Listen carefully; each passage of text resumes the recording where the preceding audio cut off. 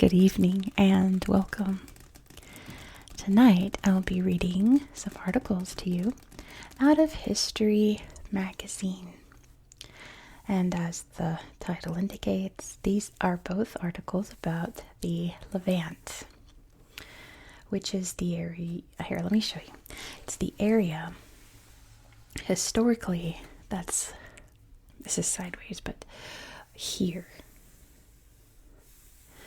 So taking up pretty much, I guess, a little bit of Turkey up here, but this coastal area of Syria and a bit of the interior, I would suppose. We've got Lebanon. We've got Israel and Palestine. A bit of this area of Jordan, along the Jordan. And I suppose a little bit into the Sinai Peninsula over here in what's now Egypt. So this area here, that is just absolutely rife with history and stories. So we will be talking about the Phoenicians, the ancient peoples of what's now Lebanon. And we'll also be reading some legends about the Ark of the Covenant. Now these articles were not picked by me, they were chosen by my channel members. This article here was chosen by OK Commuter. And this article was chosen by All the Happy Squirrels. So thank you for picking those. And if you watching this would like to pick a future History magazine article, you can click the join button right about down there near the subscribe button.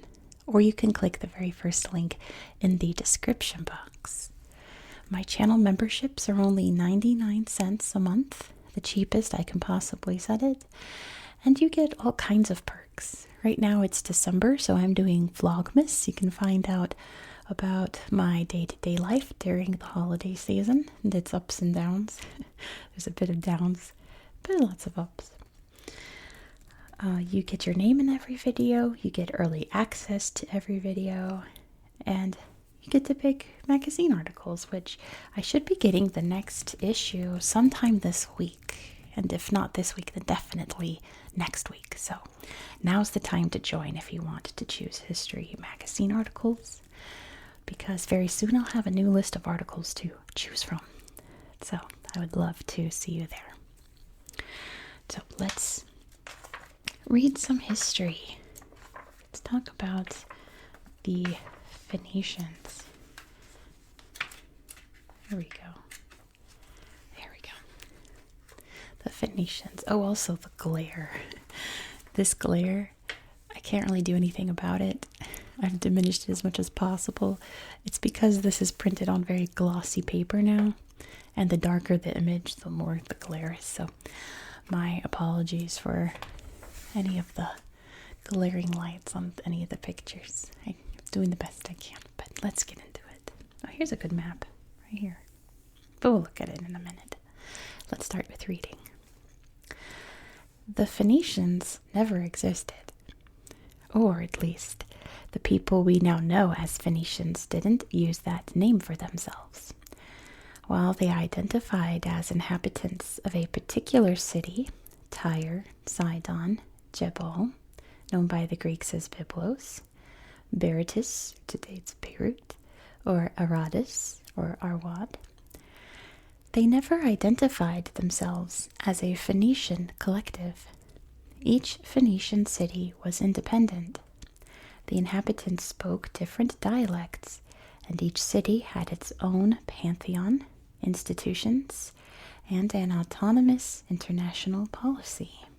The term Phoenician, I guess Phoenike, is a Greek word first used in Homeric poems composed around the 8th to 7th centuries BCE. It refers to the people and region along the modern-day Lebanese coast. It's not clear why Phoenike was chosen. Its meaning of a reddish purple may refer to the perceived tanned skin tone of the Phoenicians, or, more likely, the valuable purple dye they used to color their textiles. The erroneous view of the Phoenicians as a single people also led to the assumption that, At some point in the past, the founders of the Phoenician cities had moved to the coast of present-day Lebanon from somewhere else.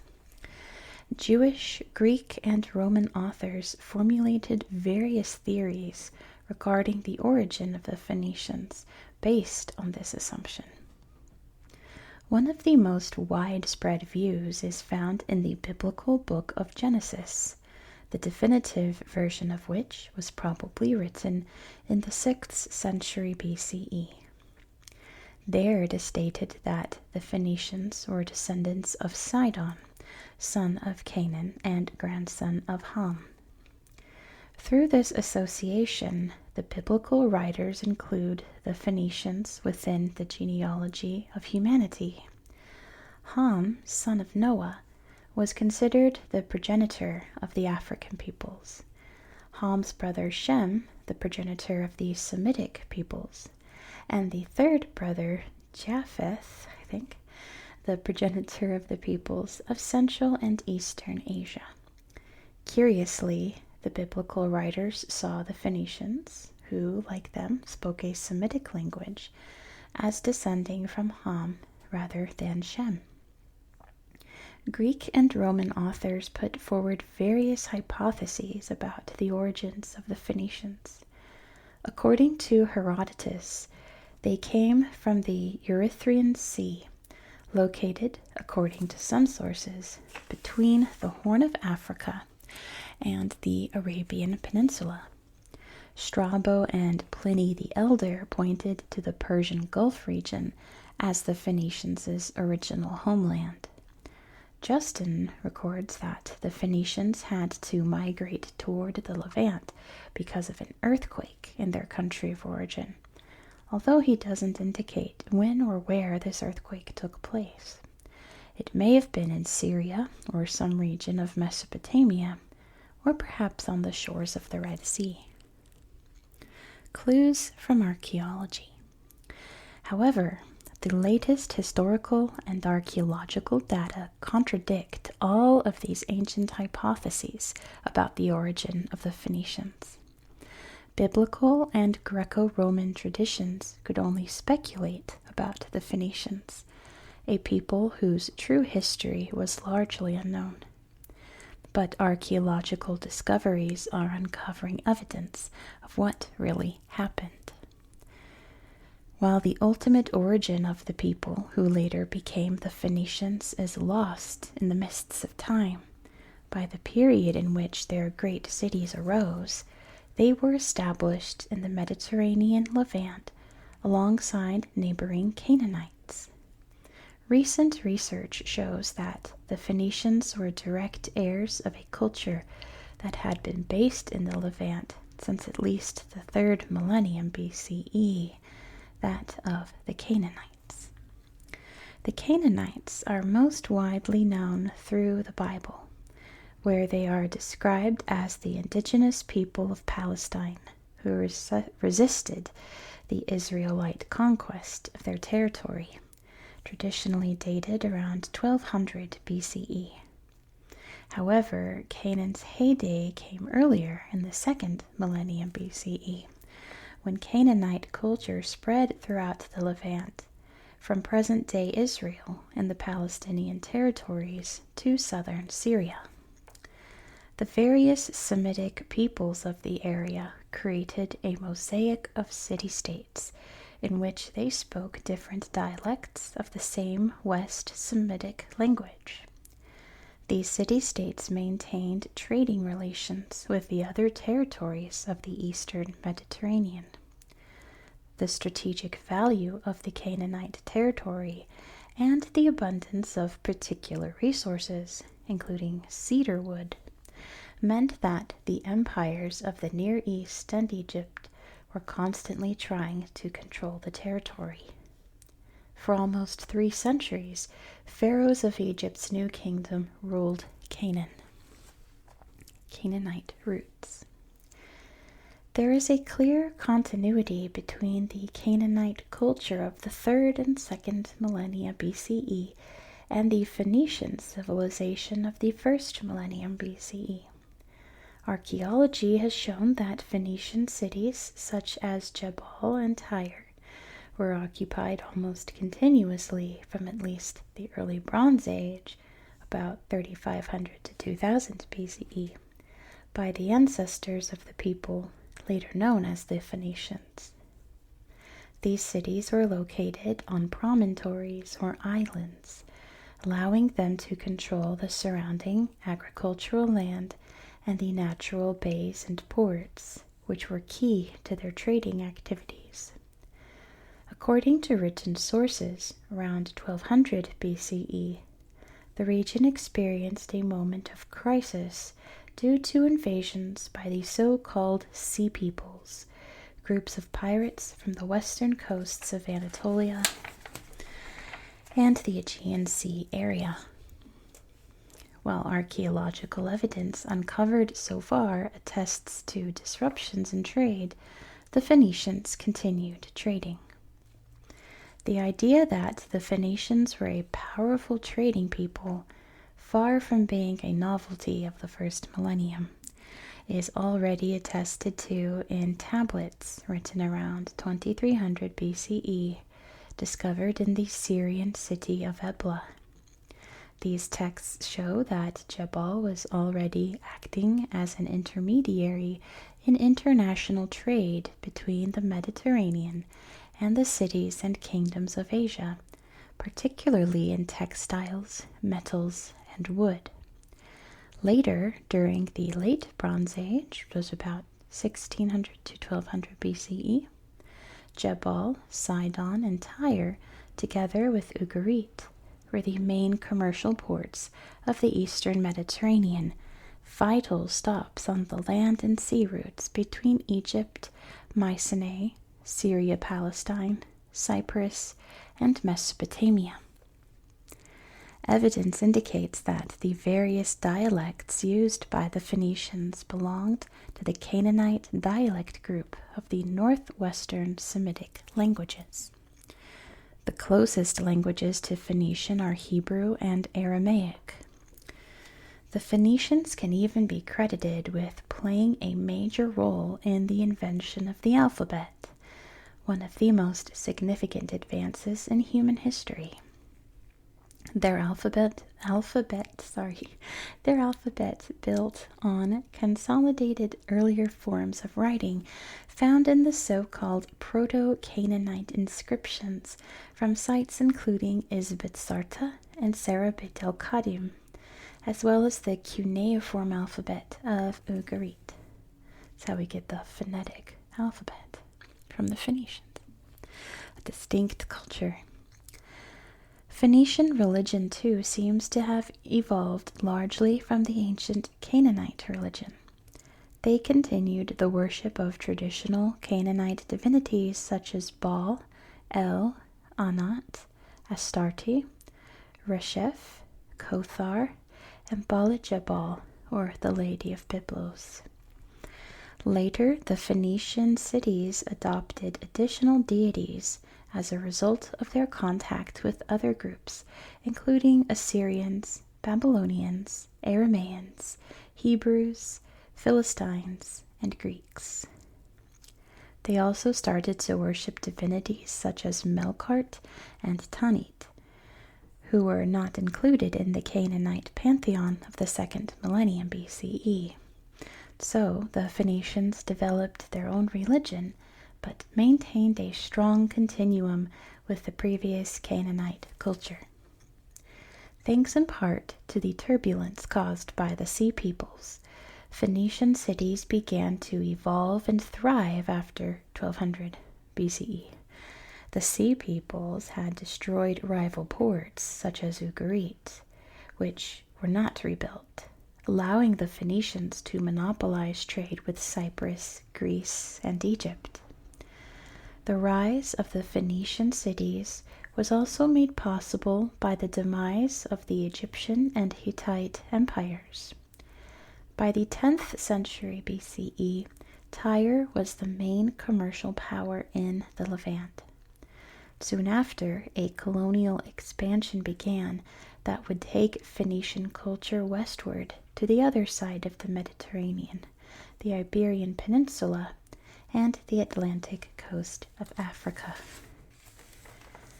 Let's see here. Here's a neat little page. I think this is the last page. Yeah. About the gods of Canaan. Let's take a look at these neat artifacts. The extensive pantheon of Phoenician cities included many divinities of Canaanite origin.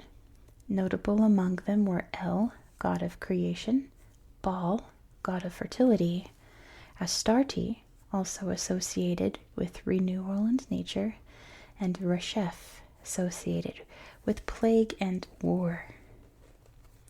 So here's El, sitting on his throne, armless, apparently.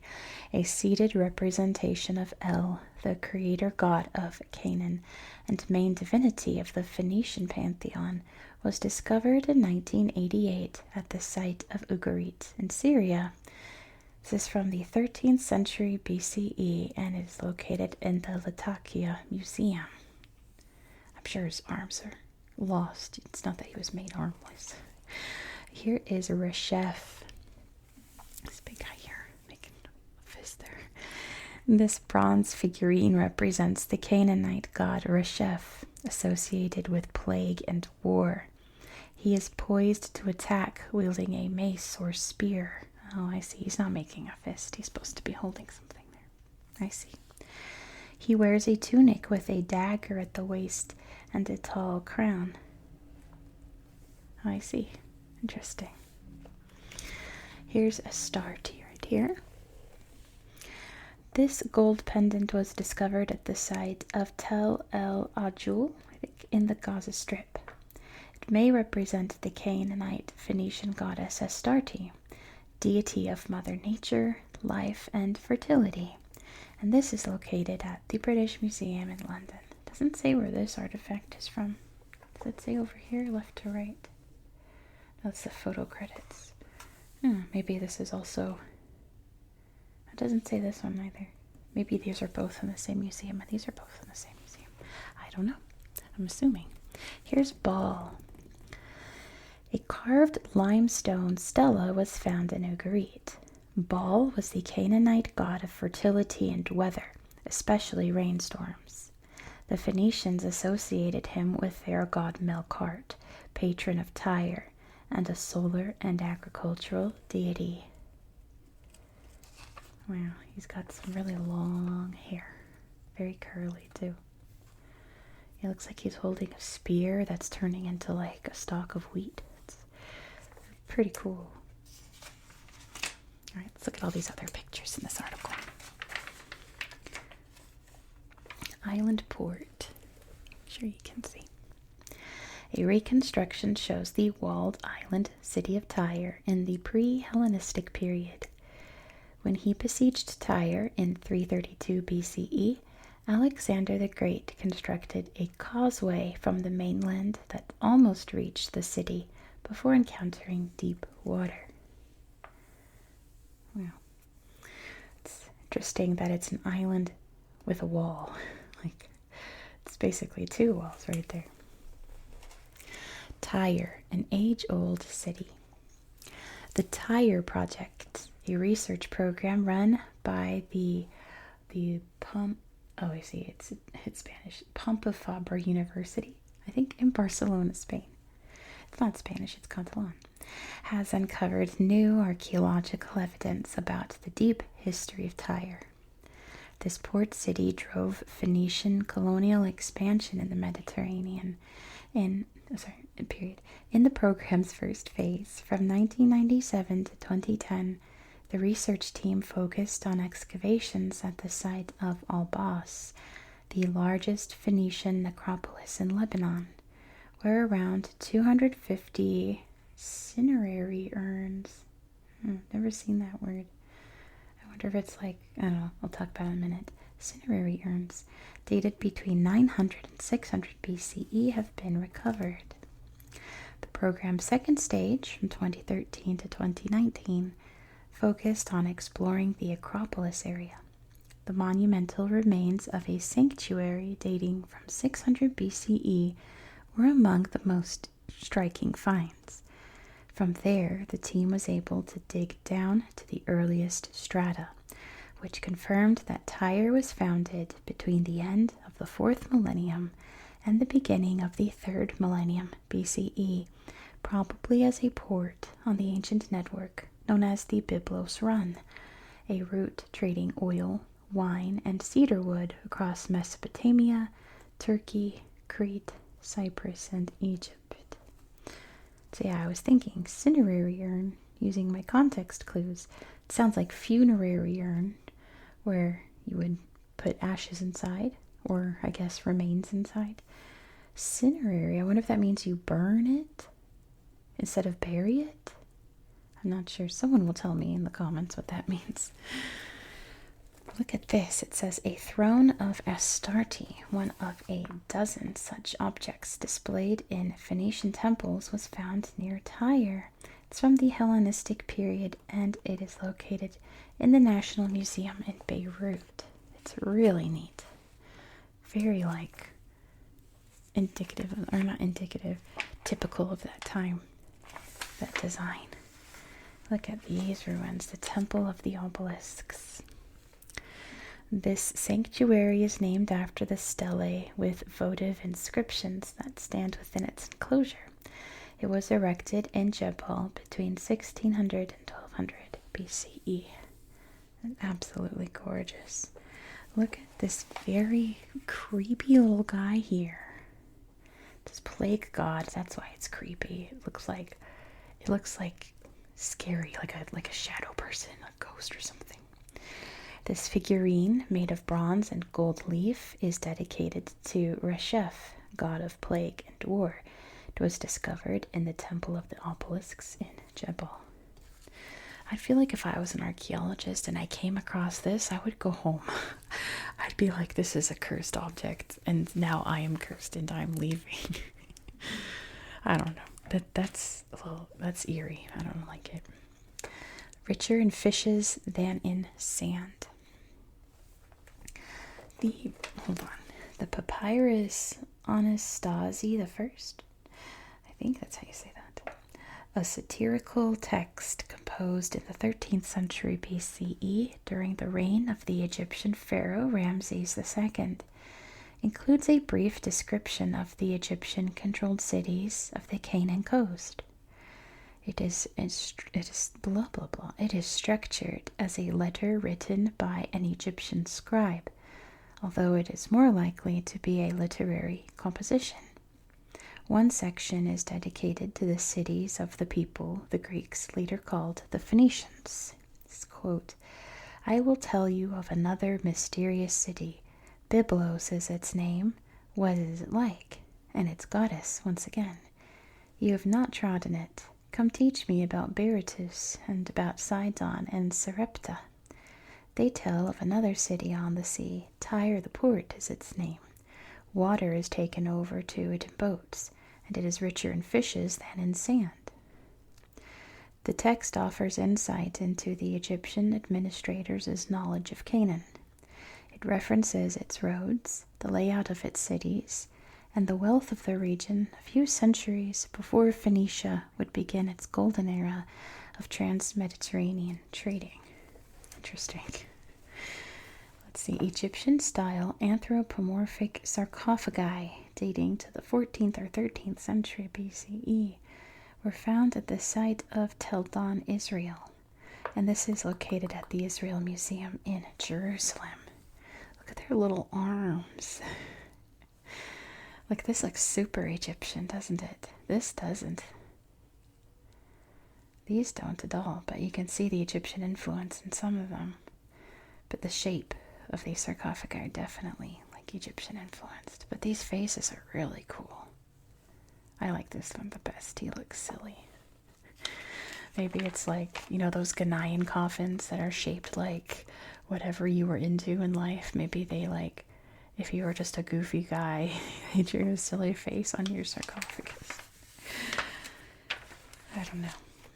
Let's see. Here's this cool map. It says Phoenicia under the Pharaohs. This map shows the main port cities of the Mediterranean Levant in the 14th century BCE. when Egyptian pharaohs controlled the area. Sidon, Tyre, and Jebel, or Byblos, thrived as Phoenician trading cities on the caravan route from the Syrian interior, supplying the timber-hungry shipyards of the growing Egyptian navy. Just showing you where we are in the world. Here's the map here, so we can see some places in Cyprus. Okay. It's very hard to read. Why did they write it in... Look at the writing in white is so easy to see, but the writing in black. So it's also dark in here to diminish the glare. But here's Ugarit. There's Ebla that it mentioned. And then we have Arwad. We have Betruna. Byblos. There's Beirut. There's Tyre right in the crease. Going down, there's... I don't think they mentioned any of the others, but there's Jaffa, or I guess maybe Jaffa then. You can also see Jerusalem over there. There's Damascus. Oh, and then over there, there's Tarsus. Oh, I hope you can see Tarsus over there. Very hard to read that map in the dark. I mean, most maps are hard to read in the dark, but that one especially. So let's see, look at this cool stela here. One of the oldest Phoenician inscriptions ever found, the Nora stone, dated to the 9th or 10th century BCE, was discovered on Sardinia. Place it references. That's amazing. Then over here, it says captured. Look at this fine fellow over here, looking very proud. 12th century BCE glazed ceramic figure from the palace is believed to depict a Phoenician prisoner of Ramses III at Tel el Yehudia. He's wearing a cool hat. And then let's look at this beautiful art here. You can see all of their boats here. Looks like they're hauling timber onto the boats. You can see fishies and turtles. It's cool. Ruling the waves. This 8th century BCE relief from the site of the palace of the Assyrian king Sargon II near Mosul in northern Iraq shows Phoenician ships transporting cedar wood. On the opposite page is the circa 5th to 6th century BCE Egyptian influenced sarcophagus of Eshmunazar II, king of the Phoenician city-state of Sidon in modern-day Lebanon, and both objects are in the Louvre Museum in Paris. That's this over here. Very cool. That was a neat article, wasn't it? I think I might actually like this article more, though. I feel like I learned a lot more stuff in this article than this article. Although, I did learn from this article. Not saying I didn't. I just feel like this one's more interesting. The Ark of the Covenant. I had some friends. Hold on, I'm going to drink some tea real quick. I had some friends who got a brief connection to visit Skywalker Ranch. And they were like, we can't really talk about what we saw because it's all like secrets, like movie secrets. But they said they saw the Ark of the Covenant from Indiana Jones. Not the real one, the one from Indiana Jones. But let's read about the Ark of the Covenant. In the year 70 CE, after a brutal months-long siege, Roman troops under General Titus stormed Jerusalem to crush a Jewish revolt against imperial rule. The city fell, and the Second Temple, the spiritual heart of Judaism, was plundered and burned. Roman soldiers seized its sacred treasures. However, one crucial artifact was notably missing: the Ark of the Covenant. Jewish historian Flavius Josephus, an eyewitness to the events, wrote an account a few years later in The Jewish War, detailing the temple's destruction and the triumphal parade in Rome that followed. Quote, "The golden table of the weight of many talents, the candlestick also that was made of gold, and the last of all the spoils was carried the law of the Jews." End quote. Amongst all the treasures, there was no mention of the ark, in which the tablets of the law should have been housed. The ark hadn't been destroyed in the siege. It had vanished centuries earlier. Origins of the ark. The story of the ark is difficult to pin down, mainly because sources provide differing accounts. Some scholars have raised the possibility that more than one ark may have existed, perhaps built at different times or even used simultaneously, leaving open the question of which, if any, was the original. The Tanakh, or Hebrew Bible, describes the ark's origins at length. After the Israelites fled Egypt during the Exodus in the 13th century BCE, they made camp at Sinai, described as a wild region located outside of Egypt. Hello, loud car going by. Goodbye, loud car going by. Goodbye, goodbye, goodbye. Leave. Keep driving. Okay. You going? Is it going? It's going. Okay. They stayed there for 2 years, receiving divine law and guidance for their future as a nation. Yahweh, or God, gave Moses the tablets of the law, which he had inscribed his 10 commandments. Yahweh ordered Moses to keep them in a chest made of wood and gold, with 5 main features. The chest was to be made of acacia wood, 2.5 by 1.5 by 1.5 cubits, which in feet is 3.75 by 2.25 by 2.25 in size, with gold overlay inside and out. 4 rings were to be attached to the bottom of each corner, through which carrying poles made out of acacia wood would be inserted, also in gold overlay.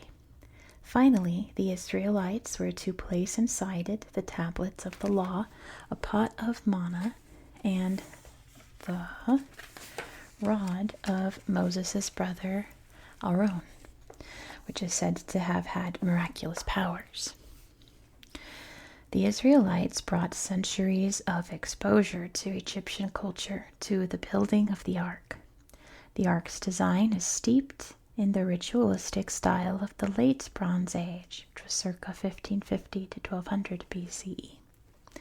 Particularly the boat-like chests used in Egyptian religious festivals to carry images of the gods. The ark's construction also evokes the gold-covered wooden shrines found in Tutankhamun's tomb. The cherubs atop the ark, winged guardians, bear a striking resemblance to figures in Egyptian and Near Eastern art. On Tutankhamun's quartzite sarcophagus, for instance, goddesses with outstretched wings are carved at each corner, shielding the pharaoh in death. Yet the inclusion of these cherubs raises a theological tension. It appears to contradict the commandment, "You shall not make for yourself an image in the form of anything in heaven above or on the earth beneath or in the waters below." It's from Exodus 24. This contradiction between the commandment forbidding the making of graven images and the inclusion of golden cherubs atop the Ark of the Covenant has long puzzled scholars. To resolve this, many biblical scholars and theologians have pointed to the context and purpose of the cherubs. They were not idols meant for worship, but symbolic guardians of the divine presence, placed atop the ark in the innermost sanctuary where no ordinary worshiper could see or access them. Their role was not representational, but theological. They framed the mercy seat, the space where God's presence was said to dwell. The cherubs were divinely sanctioned and functioned more like ritual art than forbidden images, underscoring the unique and controlled nature of Israelite worship. The Ark of the Covenant became central to the Israelite religious life, and during the 40 years they spent wandering the desert, following their escape from Egypt, The ark was always carried ahead of them. The Israelites believed that the ark and its precious contents had the power to protect them and punish their enemies. The journey. Joshua succeeded Moses after his death and ultimately led his people to Canaan, the promised land. According to the book of Joshua, I guess Joshua, I'm not sure, Joshua, when they reached the Jordan River, it was flooded. Following God's command, the priests carrying the ark stepped on the water, and it miraculously stopped flowing, allowing the Israelites to cross on dry ground.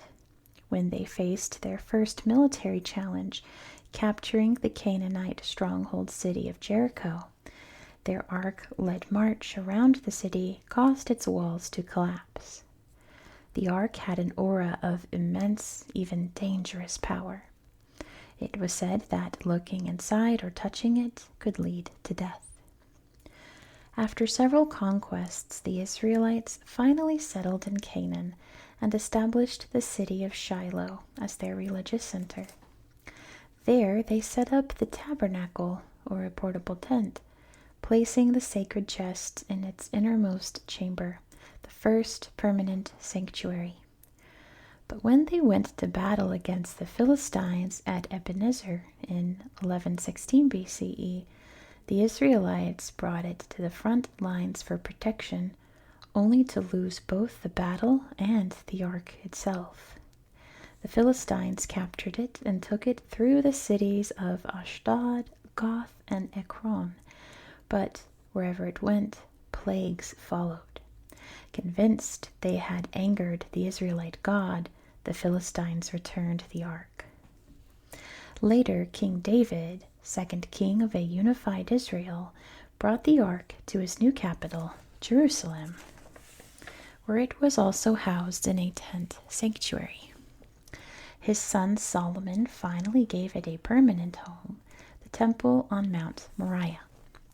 There, in the Holy of Holies, the sacred chest rested, hidden from view, accessed only once a year, and only by the high priest. The ark's whereabouts. The Book of Chronicles refers to the ark's likely presence in the temple in the time of King Josiah of Judah, who lived in the second half of the 7th century BCE. It's quote, "He said to the Levantines, who instructed all Israel and who had been consecrated to the Lord, put the sacred ark in the temple that Solomon, son of David, king of Israel, built. It is not to be carried about on your shoulders." End quote, from 2 Chronicles 35:3. The passage does not clarify the ark's location before the order was given to restore it to the temple. Non-biblical sources state that when King Nebuchadnezzar II of Babylon conquered Jerusalem and destroyed the temple in 586 BCE, there is no mention of him finding the ark. The sacred chest was likewise missing from accounts of Titus's destruction of the temple 6 centuries later. The Bible does not make explicit when or how the ark disappeared from the temple. Based on biblical and other accounts, some scholars argue the disappearance took place sometime between the time of Josiah in the late 600s BCE and 586 BCE, when the Babylonians captured Jerusalem. Various explanations emerged regarding the fate that might have befallen the sacred object. Several non-biblical religious writings account for the fate of the ark.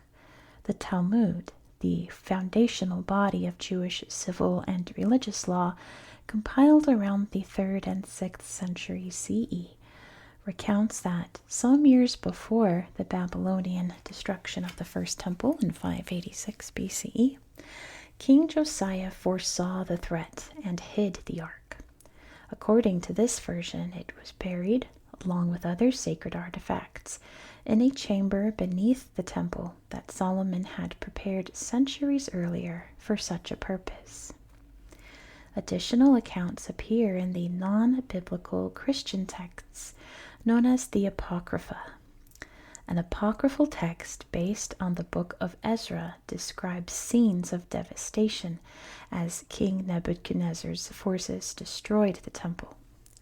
Among the horrors witnessed, the text claims the Babylonians carried the ark away. If true, this would suggest the chest was taken to Babylon. However, no ancient source confirms this account. Another story focuses on the early 6th century BCE prophet Jeremiah.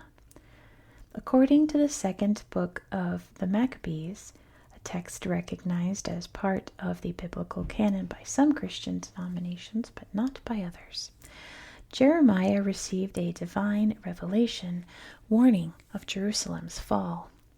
Quote, "The prophet, in virtue of an oracle, ordered that the tent and the ark should accompany him, and he went to the very mountain that Moses climbed to behold God's inheritance." End quote. Scholars believe the mountain referred to is Mount Nebo in what is now Jordan, from whose heights Moses is said to have glimpsed the promised land before his death. There Jeremiah hid the sacred objects in a cave and sealed the entrance. According to that tradition, no one who accompanied him could later find the spot again. The Raiders. Scholars have sometimes speculated on the fate of the ark in biblical and religious texts, where there is no explicit reference to the sacred chest. The first book of Kings, chapter 14, states, "In the 5th year of King Rehoboam, Shishak, king of Egypt, attacked Jerusalem. He carried off the treasures of the temple of the Lord and the treasures of the royal palace. He took everything." Most researchers identify this Shishak of the biblical account with Pharaoh Shishonk I, founder of the 22nd dynasty, who around 935 BCE undertook a military campaign in Palestine. If Shishonk I attacked Jerusalem and carried off the treasures of the temple of the Lord, the ark might have been among such spoils. However, in this text, Jerusalem is not included in the list of cities subdued during the campaign. All the conquered cities mentioned are in fact located in the Negev desert, the area in the south of the kingdom of Judah, close to Egypt, but far from Jerusalem. Yeah, it's like down here. It's the Negev. And there's Jerusalem up here. Wait, I can't read it sideways. It's up here. There it is, Jerusalem. It's way down here, not up here. Oh, now I've lost my place. There we go. There's no mention of an object resembling the ark in the Egyptian sources. It could be argued that, to the Egyptians, the sacred chest was nothing more than a wooden box covered with gold, and that, accustomed as they were to seeing much more sumptuous objects, they did not pay much attention to it. This, of course, is the theory explored in Steven Spielberg's Raiders of the Lost Ark, featuring treasure hunter and archaeology professor Indiana Jones. In the movie, the ark is believed to be in the city of Tanis in the Nile Delta, at a place known as the Well of Souls, having been hidden there by Shishak. It is likely that the pharaoh was indeed buried in the royal necropolis at Tanis, although his tomb hasn't been found, and if it had been, it was probably looted centuries ago. Ark hunters have found other passages in the Bible that could refer to the Ark of the Covenant without explicitly naming it. One such account reaches back to before the destruction of Solomon's first temple. During the 7th century BCE reign of the wicked King Manasseh, Judah faced Assyrian aggression again. The Bible's second book of Chronicles describes how Manasseh was captured and taken to Babylon with a hook in his nose and bound in bronze shackles. Though eventually released, he returned to Jerusalem as a vassal, subject to the Assyrian Empire. As such, he would have been expected to pay tribute, with regular offerings or gifts to the Assyrian king. The Bible portrays Manasseh as a ruler who desecrated the temple and turned away from Yahweh. This has led some to speculate that the gold-covered ark might have been offered up as tribute. Another theory is that the high priests removed the ark from the temple so that Manasseh could not melt it down. Mystery on the Mount. Modern hypotheses have emerged surrounding the whereabouts of the Ark of the Covenant. One of the most respected theories was put forward by Leen Rittmeyer, a Dutch archaeological architect and expert on the Temple Mount. In 1996, he published an article stating he believed the Holy of Holies was located in the first temple, arguing that there was a possibility that the ark was still located inside it. The Holy of Holies was only entered once a year by the high priest, so it was effectively buried from view. This could explain why there is no later reference to the ark in Jewish literature. Rittmeyer proposes that the Holy of Holies lies beneath a rectangular depression in the floor of the Dome of the Rock, which currently stands on the Temple Mount. The Dome of the Rock is part of the Al-Aqsa Mosque complex, revered by Muslims. The theory is that the Ark is still under the Dome of the Rock. The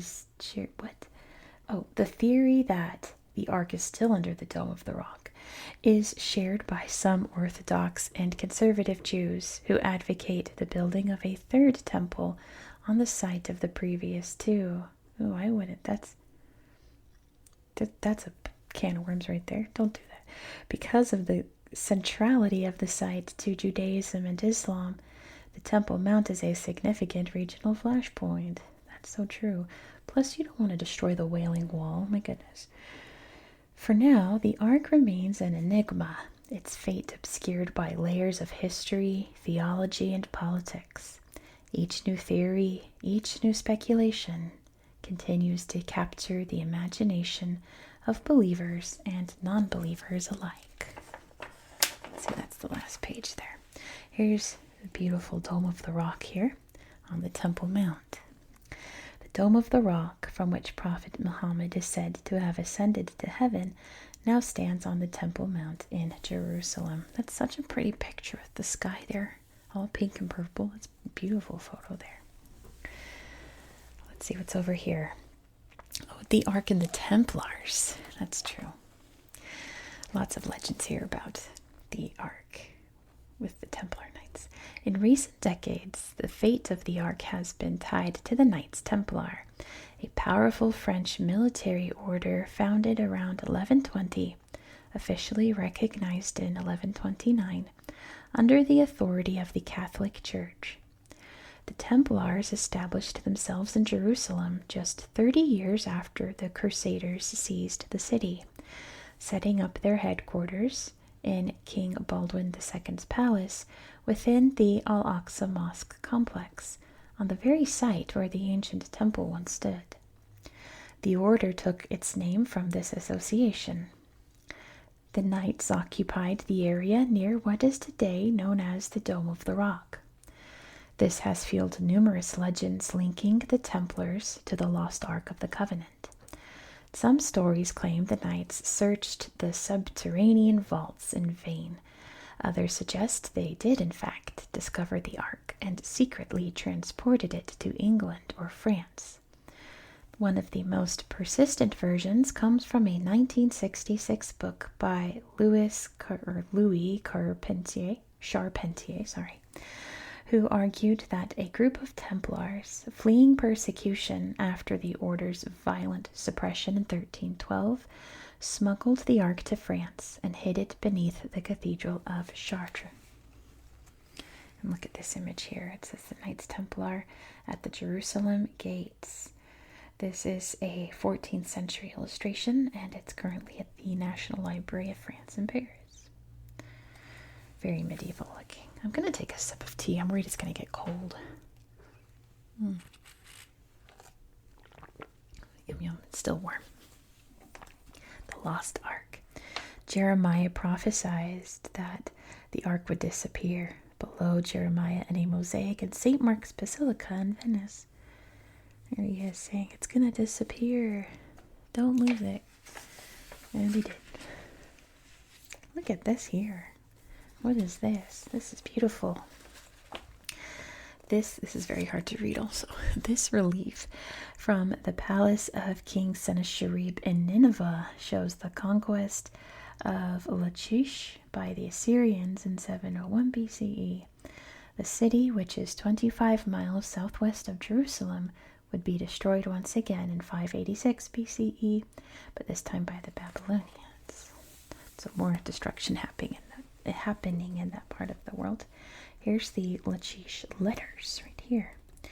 Fragment of an ostrakon, that's another word I've never heard before, that forms part of a set of letters discovered at Lachish in Judea. These texts recall the city's last days before the Babylonian conquest, and this is in the British Museum in London.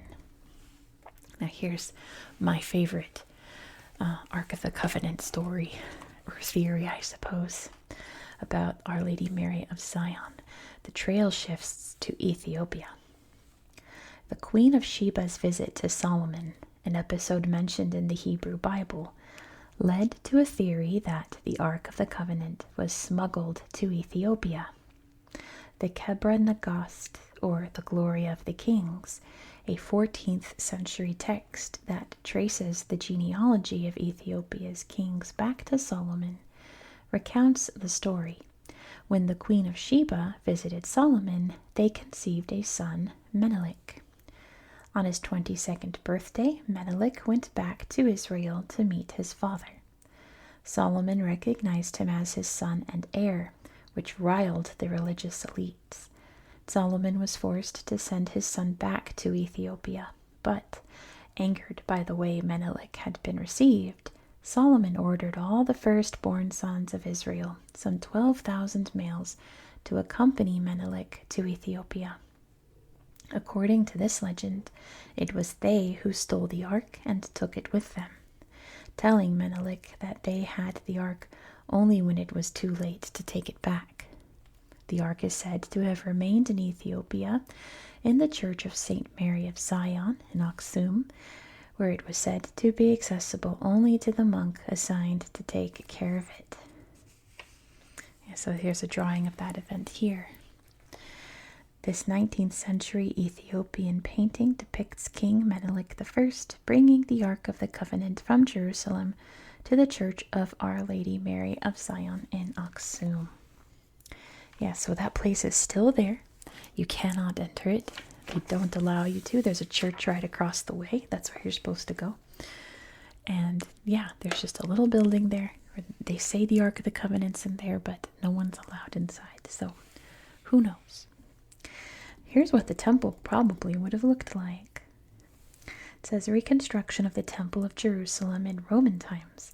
The Ark of the Covenant should have been housed there, but it had in fact long since disappeared. I wonder which one is the western wall. I can't tell there's not enough map there to see. Interesting. Maybe it's like this, or maybe this one. I don't know. It could be any of these. Who knows? The presence of Yahweh. The mysterious, I'm not going to try to say that. Let me see. I'm not going to try. The ancient Israelites treated the ark with great care because it contained the 10 Commandments. However, the sacred vessel was not venerated in and of itself. Instead, the lid, when closed, became Yahweh's throne, as he had told Moses. There, above the cover between the 2 cherubim that are over the Ark of the Covenant law, I will meet you and give you all my commands for the Israelites. While the Israelites were still wandering in the wilderness, Yahweh manifested himself in a pillar of cloud by day and fire by night, leading them onward. With the ark, his presence was believed to dwell on the mercy seat between the cherubs, offering a constant reminder of the covenant. After the destruction of the temple by the Romans in 70 CE, the teachers of Jewish law developed the concept of, goodness, I have to say it, Sheshina, I guess, to mean the presence of God. Literally means dwelling. Sheshina did not refer to the physical presence of Yahweh, but rather to an unmistakable sign of his nearness. In time, even without the ark or temple, that presence was said to remain. My apologies if I mispronounce that.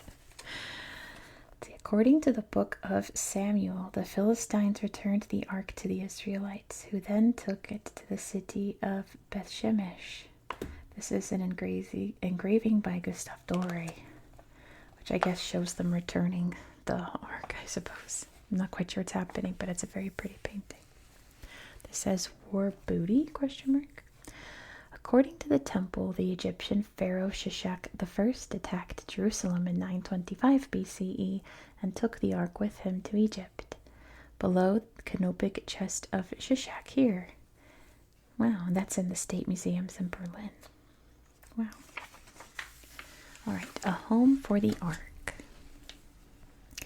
These 4 miniatures illuminate a manuscript from about 1300 BCE, combining a French translation of the Bible with a biblical commentary called the Bible Historique.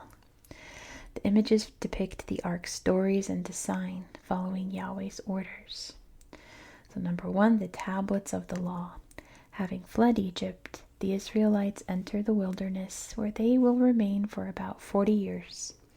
When they reach the sacred Mount Sinai, Moses, their leader, is summoned to the top by Yahweh, who appears wrapped in dense cloud and gives Moses the tablets of the law inscribed with the 10 Commandments.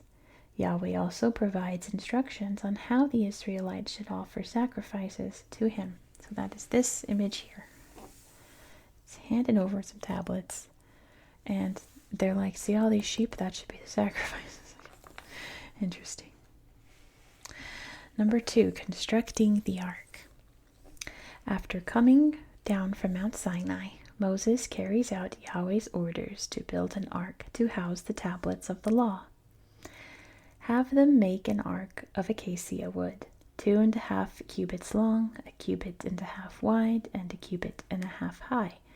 Overlay it with pure gold, both inside and out, and make a gold molding around it. And that's up here, which looks like they have it standing up, and these are the tablets. I'm not quite sure what's happening there. I don't think he really knows what's going on either. They look very concerned. Like you're building it sideways. Let's see, number 3, the tabernacle. Yahweh also commands Moses to cover the ark with a tabernacle, a kind of tent, made with curtains of blue, purple, and scarlet linen. The book of Exodus mentions various other items that should be made to accompany the ark. These include a lampstand or menorah of pure gold, and paraphernalia required for making offerings. This miniature depicts Moses placing the tablets inside and Aaron placing his rod. I see. So there's the menorah, there's the tablets, there's the rod going inside, and you can see the tent. They got a tent rod, a curtain rod, and everything. Interesting. That's a really, like, for this time, this is pretty good drawing of a curtain. I gotta say, it really stands out amongst the rest of the, like, medieval style art. What's happening over here? Burnt offerings. The Israelites performed the first sacrifice or burnt offering after receiving the tablets of the law. They are obeying the following command given by Yahweh. Bring the bull to the front of the tent of meeting, and Aaron and his sons shall lay their hands on his head. Slaughter it in the Lord's presence at the entrance to the tent of meeting. So that looks like it's a very tiny bull, but they're putting it up there to sacrifice. Oh, they've got one over there too that they're putting up. Interesting. This is located at the Atger Museum in Montpellier, France. Interesting. I wonder how big they actually are if they're miniatures. I'm sure they're greatly enlarged. Here's another really beautiful painting. It's over here. Let's see. The ark allows the Israelites fleeing Egypt to cross the Jordan River on dry land. The biblical episode is depicted in this oil painting by Juan Montero de Rojas, and this is in the Prado Museum, circa 1667. Love all the dark shadows here, and then the ark bearers here, and that bright white. Excuse my tummy, my goodness. But yeah, interesting. It's a very cloudy day. Enraged prophet. Moses smashes the first tablets of the law after descending. Well, like in Monty Python. Why is he smashing it? After descending Mount Sinai and finding the Israelites worshipping a golden calf. Oh, I see. And this is by Gustave Doré in 1866. So he's smashing on purpose, not like a Monty Python. And here is a good depiction of what the ark is supposed to. I think this is from the movie. Is this the movie prop? It looks like the movie prop. Let me see. Doesn't say. But it says, this model of the Ark of the Covenant is based on a description in the book of Exodus, a wooden chest with gold overlay featuring 2 winged cherubs that was thought to have held the 10 commandments. Those engraved tablets were given to Moses by Yahweh on Mount Sinai. It literally looks like the movie prop, but oh well. But that is it for tonight. Thank you so much for watching. If you enjoyed this, please consider subscribing. We're going to do one more history magazine this year next week. And like I said, I should be getting a new issue very, very soon. So if you want to pick a future article, you can click the join button right down there or the first link in the description box. But again, thank you for watching. I hope you found this video to be relaxing and educational. And I hope that you have a good